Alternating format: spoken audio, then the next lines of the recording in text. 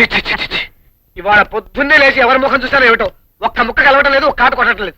ఎవరి ముఖం మీద నమ్మకం లేక పొద్దున్న లేస్తూనే నీ ముఖం నువ్వు అద్దంలో చూసుకుంటావుగా. ఎందుకురా ఇంత చిరాకు? ముందు డబ్బులు రాని రాని. ఇస్తాను డోయ్. అరే బ్యాంక్ అయిపోయిందే, కల్పనయ్య ఇప్పుడే వస్తాను. సరే. ఎందుకంటే పిలిచారు?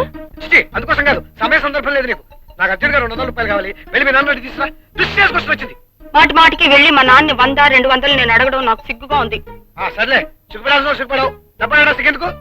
బుద్ధి లేపేస్తుంది, వెళ్ళి త్వరగా. అది కాదండి, మా నాన్న చాలా ఇబ్బందుల్లో ఉన్నారు కదా అని. పెళ్ళైన ఆడది ఆలోచించాల్సింది కన్నవాళ్ళ ఇబ్బందుల గురించి కాదే, కట్టుకున్న వాళ్ళ ఇబ్బందుల గురించి. అది కాదండి. ఇంత చెప్పినా నా మాట వినవన్నమాట.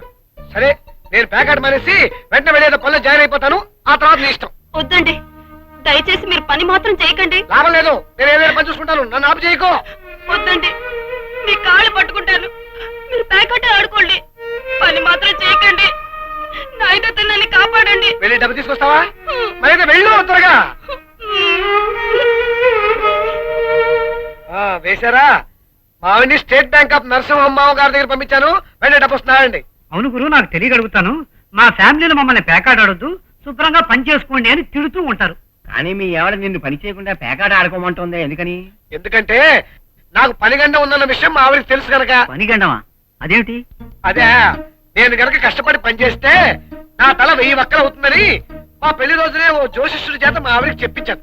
అప్పటి నుంచి నేను పనిచేస్తానని బెదిరించినప్పుడల్లా తన 5వ తరం ఎక్కడ పోతుందో అని భయపడి మీరు బ్యాగాడ్ ఆడుకోండి అని ప్రాధాన్యపడుతుంది. అది నా 10 గంటోపాఖ్య. ఇప్పుడు అర్థమైందా? చాలా అదృష్టవంతుడు అయ్యా. నీ భార్య లాంటి భార్య నా దేవుడు మాకు కుదిర్చి ఉంటే 1000 దండాలు పెట్టుకునేవాళ్ళం. ఆ దేవుడికి ఒకసారి బుద్ధి తక్కువై నా పెళ్ళ లాంటి దాన్ని సృష్టించాడు. మళ్ళీ ఆ వెధపని ఎందుకు చేస్తాడు?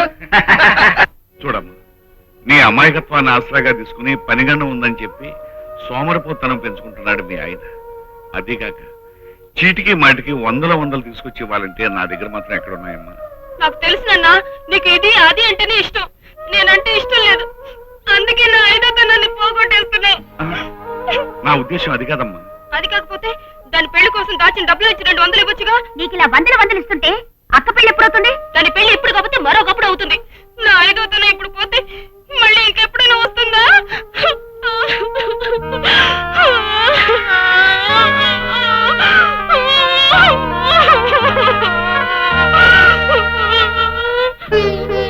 ఇదిగోనే తీసుకెళ్ళి. నేను వెళ్ళొస్తానన్నా. నన్ను ఆ రోజు ఎక్స్కర్షన్ పంపడానికి అంత పెద్ద డిస్కషన్ పెట్టారు.